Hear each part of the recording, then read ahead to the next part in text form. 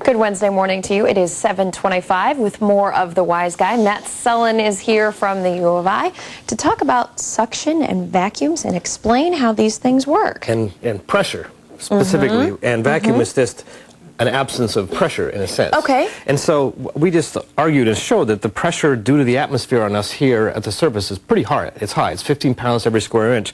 And that's just because of the weight of the air. And if you think of it, it's sort of like the analogy would be a swimming pool. You know that the deeper you dive into a pool, the more pressure you feel as you get to the bottom. We're at the bottom of a big pool, which is like our atmosphere. So if we're at the top of our atmosphere, there's no pressure. We're down at the bottom of this pool, which is really, instead of filled with liquid, it's filled with this air. Right. But it's the same idea. Sure, so there's a lot of pressure. Right. And we also explained that what creates a vacuum and suction is taking out some of the pressure, some of the air, and it creates that pressure on the space. And so the reason this doesn't crush us and hurt us, we can just illustrate with these cups. This These is what are we did paper before. cups. These are just paper cups, and they're not very strong. You know, they just kind of collapse. These are the little bathroom cups, right? But if you spread the weight around over a larger area, like if we put that here, I can just sort of kneel on this thing, it doesn't collapse. You would assume by putting I'm flying. Okay, anyways. a person's weight on, I was going to try and venture a guess, but then I decided I didn't want to do that.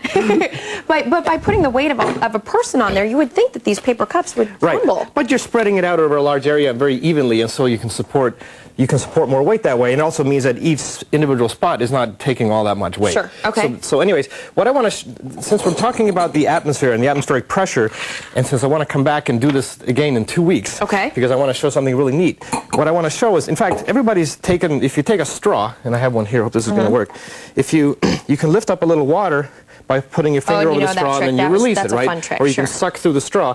That's because if there's no way for air to get in, the atmospheric pressure keeps pushing it up inside. You can do the same thing with a big full glass of water, it turns out.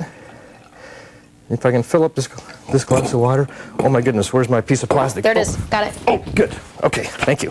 All right, so what we can do, we fill this cup up, and all I have here is a piece of plastic just to keep the surface of this glass of water from distorting. Okay. And I can then just...